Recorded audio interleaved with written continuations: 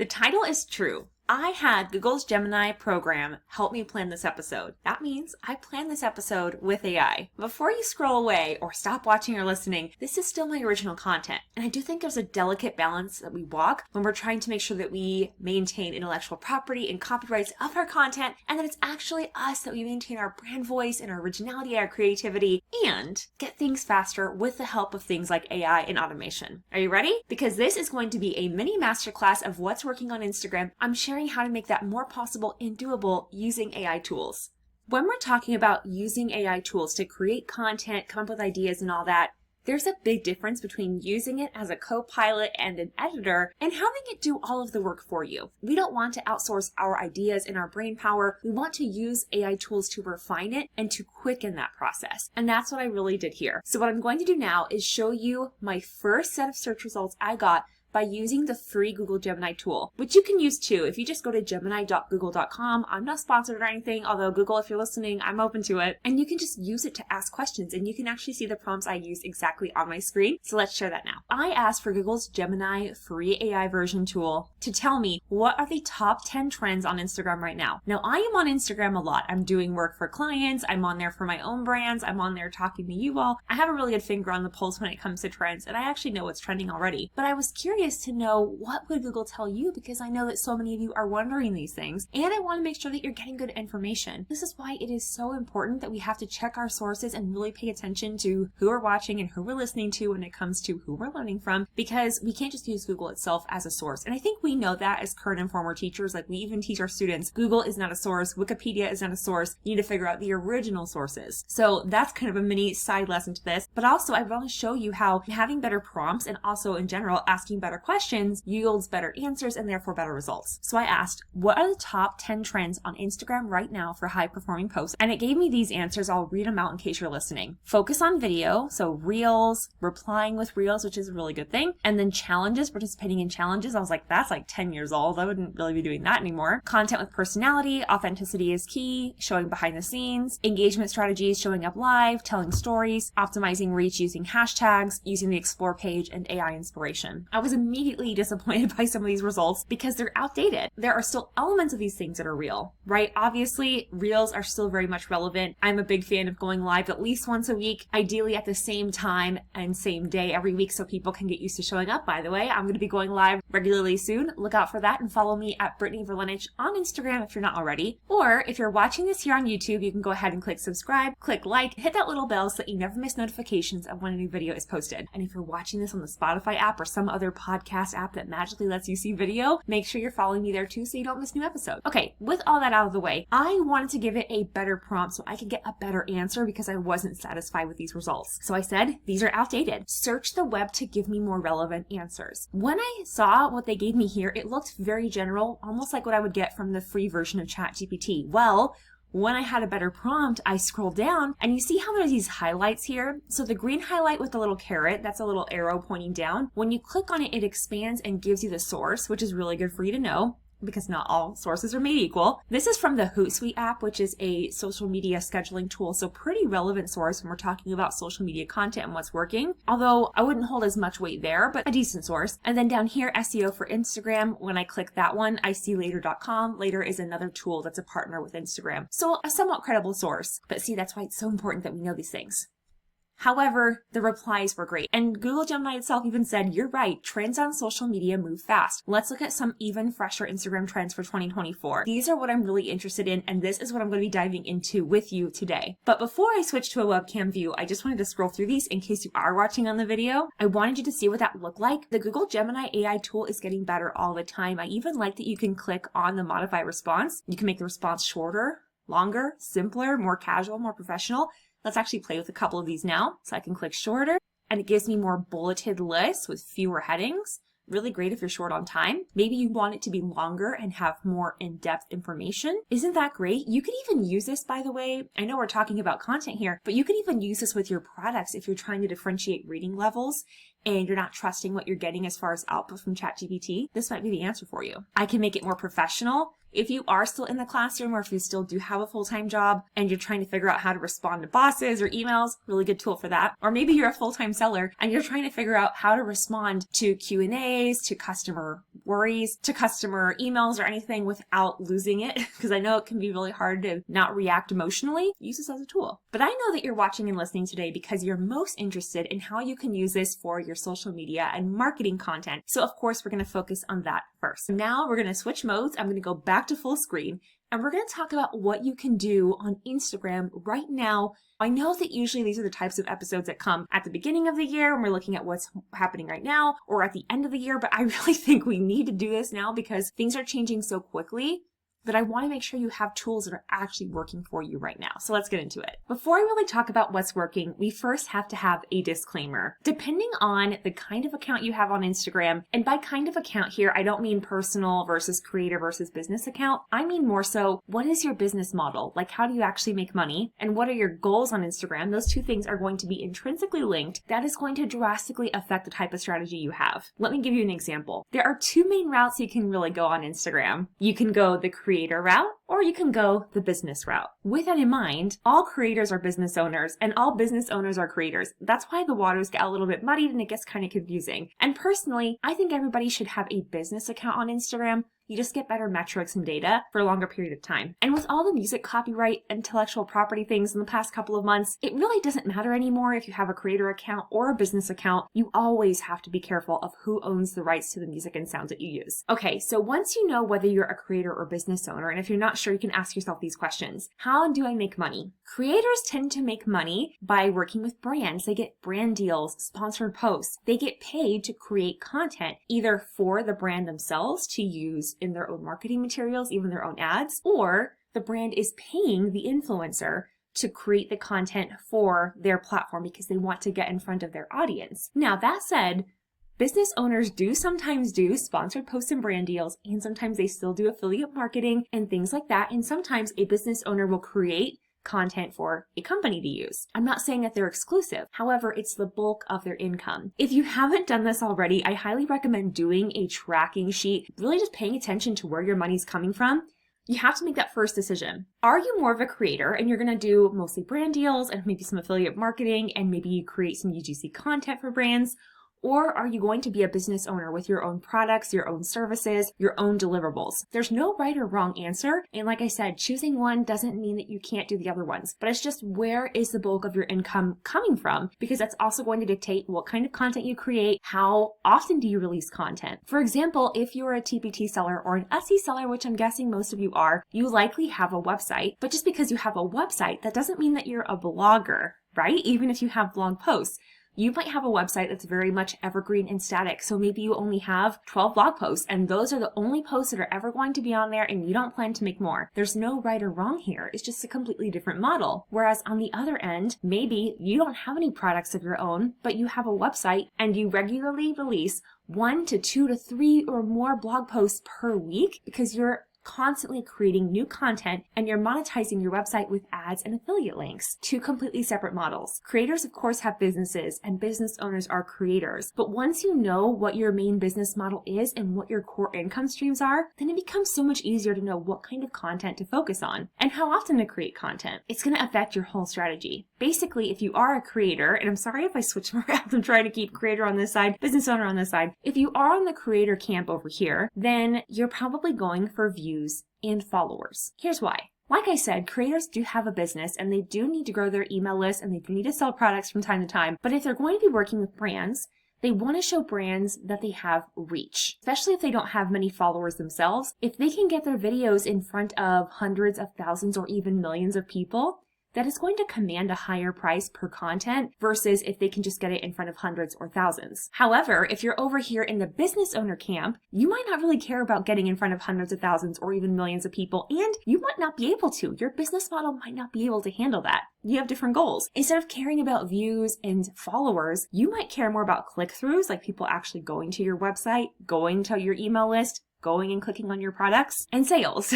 So it's very different, right? Views and followers, leads and sales. Creators care more about views and followers. Business owners care more about leads and sales. Again, not right or wrong. It's good to have all of those things. but they're completely different goals, and that's going to affect what you do. Now that you know which camp you're in, then you can really create a strategy. If you're a creator on this camp over here, my goal for you is really simple. Create loads more content. You probably are not creating enough. And honestly, that's for most people. You don't even know what kind of content really works until you have enough data to test. But especially because content is your product, you're going to have to create even way more than the business owners over here. So perhaps you're a teacher who you're creating TikTok videos and you've built a little bit of a following there, and you're having brands reach out to you, or you've been reaching out to brands, and maybe you also have a TBT store, but most of your money is coming from brand deals. You're a creator, own it. Go that route. Just start creating more content. Figure out what your audience responds to and create more of that. Oversimplified, yes, but that's really the goal. Now, this podcast and this brand is primarily for people in the business owner camp. The people who maybe don't really enjoy social media from the beginning. My goal, of course, is to change that, but I also want to make sure that it's profitable for you. So you really need to be focusing on leads and sales. And leads are just people who are interested in buying your stuff in the future. So with the business model, I'm just going to go over those again as far as how you make money. So traffic and ads is usually a creator thing, but business owners can have that too. And that is something you might want to consider if you already have a website. And if you are creating content on there semi-regularly, then yeah, it might make sense to go ahead and try to get your website onto a network like Mediavine, like Raptive, so that you can make money from ads too, because why not? Why not get an extra couple thousand a month? Same thing with YouTube. Maybe you have a YouTube channel so you can demonstrate your products or help teachers. Well, why not grow that YouTube channel to where it can be monetized? In that sense, you would also be relying on advertising revenue. The number 2 revenue stream is product sales. If we're TPT and Etsy sellers, that one's pretty cut and dry. We understand what that means. If you're in the influencer camp over here, you might not be selling your own products, and you might technically be doing affiliate marketing, especially if you're an affiliate for things on like TikTok Shop. Number 3 is brand deals. I kind of mentioned that already, but that's basically when a company pays you either to post on your feed or to create content that you don't post, but that they get to use. Number 4 is affiliate marketing. That's when someone buys something through your link and you earn a commission or a portion of that sale at no extra cost to them. I do a lot of affiliate marketing, and if you're on my email list, or even if you just go and check out my video description or my episode description, you'll see those links there. They're all for great things I personally use and I recommend, but I get a small commission at no extra cost to you, right? And so it supports me.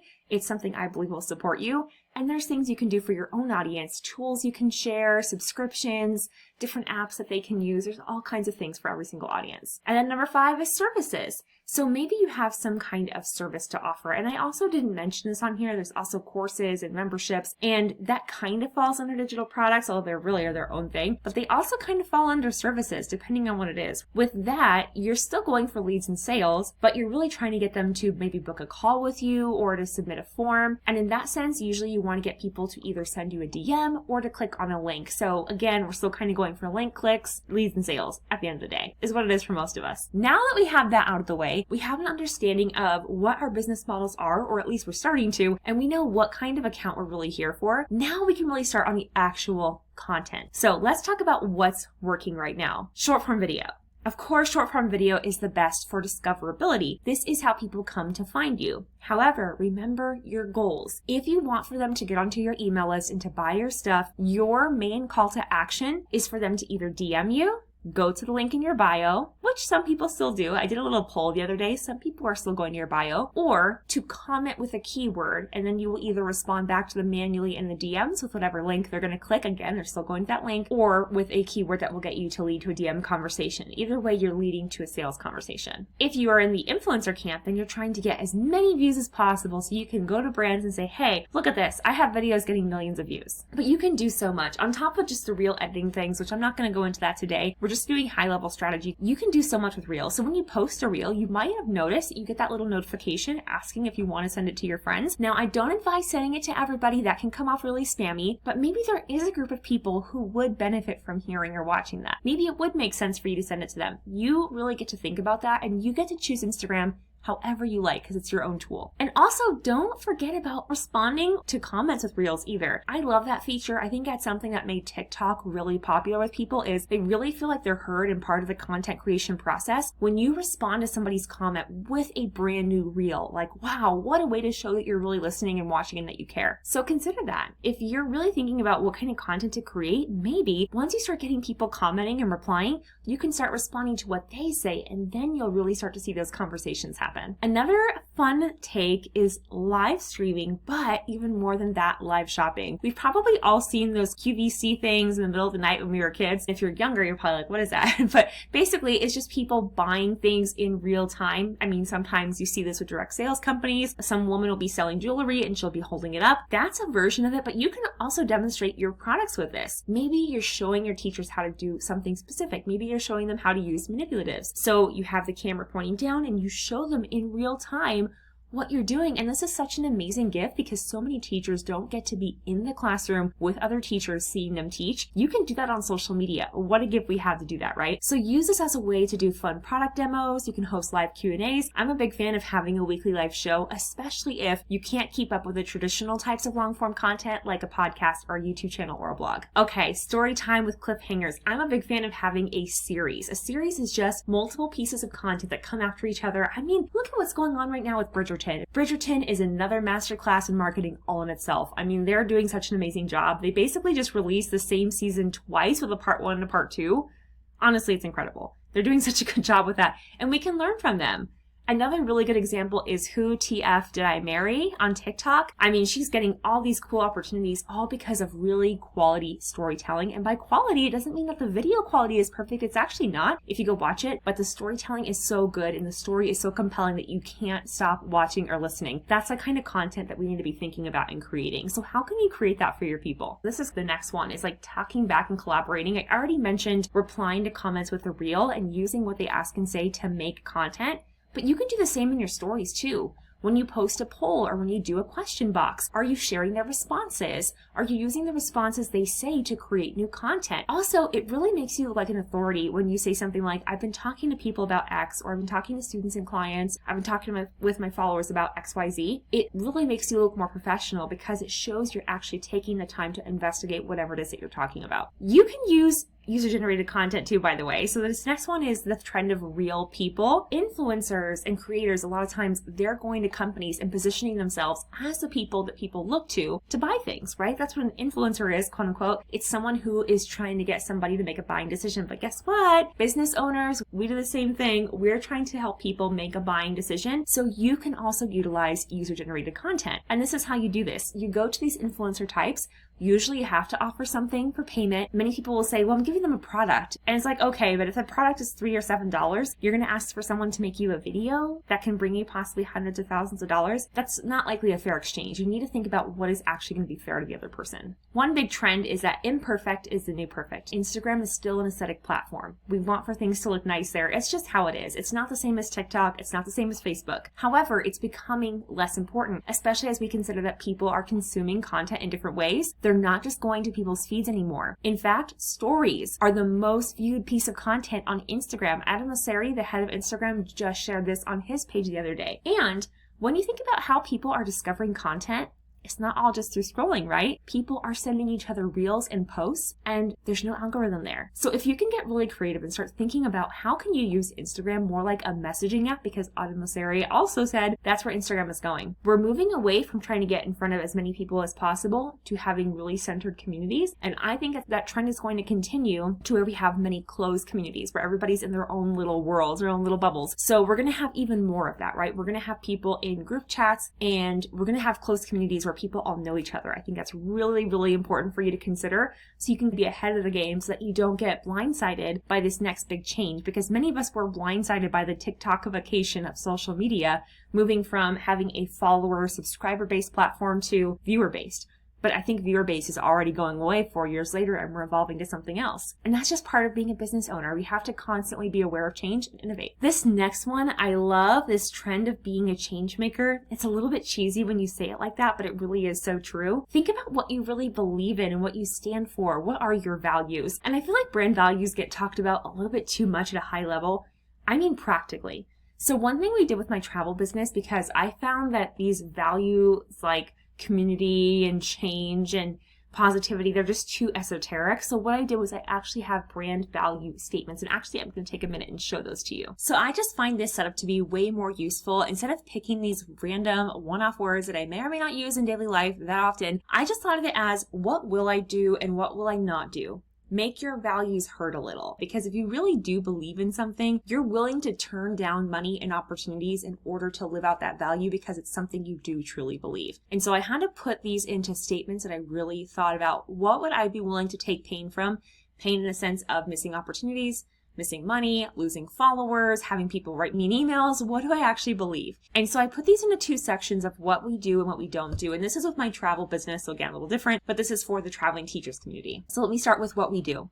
And how I did it was I had a statement and then I put a little tagline below that to clarify. 1, pay everyone well. We're enriching lives worldwide. And I believe that. 2, we go where we're wanted and needed.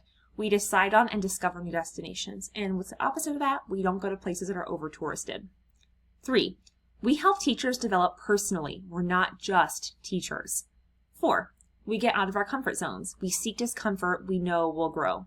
5, we prioritize people over profits. We earn more ethically together. That's a big one for me. 6, we keep costs low for teachers. We have aligned partnerships, strategic sponsorships, and revenue streams like grants to offset costs. Now, I could have just as easily said that we prioritize service and I want to have a luxury service, but that's not what I really believe in. That's why I had to make a business model decision based on that value, and therefore how I market, how I get partnerships is different. I took what we do and then I just made the opposite of what we don't do, right? So if we pay everyone well, we don't pay as little as possible because we believe fair pay knows no borders. If we go where we wanted and needed, then we don't contribute to over-tourism, which means we go off the beaten path and we choose that instead of tourist traps. Now, could that hurt me? Maybe.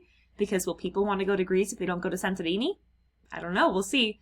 But also, I think about for the teacher world, there might be something you really do believe in that's a little bit controversial or polarizing, or something that really sets you apart. Those are going to be the things you want to highlight and talk about in your content. I also say that we help teachers develop personally, not professional development, although I know some amazing other people who do that. Shout out to Alyssa from Teacher on a Trip. She has awesome PD trips if you're an earth science teacher. Since we get out of our comfort zones, we don't travel in thoughtless luxury. We care about locals, other people in the communities we're visiting. Because we prioritize people over profits, we do not prioritize profits over people. We pick partners with integrity. And we keep costs low for teachers. We could charge more, but we're not going to charge more just because we can. We also won't give less value just because trips are more affordable. So I think that doing this exercise is really helpful, even if you're not going to put your values outwardly on a website or something, just for you to get a real sense of clarity on who you are, what you want to say in the online space, what do you believe, what does your business model actually look like, what are you going to do for creating content.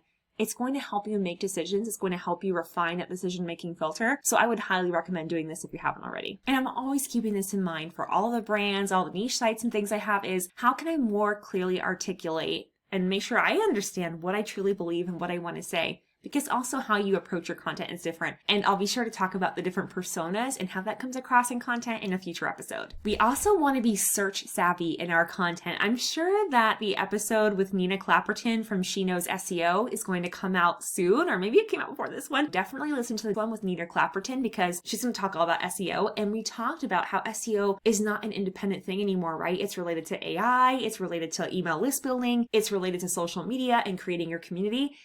And technically, social media is becoming more linked with SEO, especially when you consider something like TikTok. People aren't just using Google to search anymore. There are many people, millions of people who are using TikTok to search for travel, for product recommendations, for teaching techniques. So the future is here. With that, of course, we've got to talk about community building, and we have to mention paid ads. Even though I personally don't use paid ads, Zach Spuckler is a great one to follow for that. So is Jenzea DiMartile if you're looking for someone to help you set up your ads. She focuses on ads for teacherpreneurs. I've also heard really good things about Tracy Morgan's courses and memberships. And last but not least, data. We want to make sure we're doing things that are fun and align with our values, align with our personality and strategic, yes, but also we do need to look at the data, and really looking at the data doesn't just mean the metrics on posts and click-throughs. Those things are important, but we want to look at the qualitative data too. What are people saying? What is the sentiment? What are people feeling about the content? Do we have connections with our audience members in our community? Do we know who they are? Do we feel good about it? Are we tired? Are we on a content creation system and schedule that's doable and sustainable for us? These are all things we need to consider.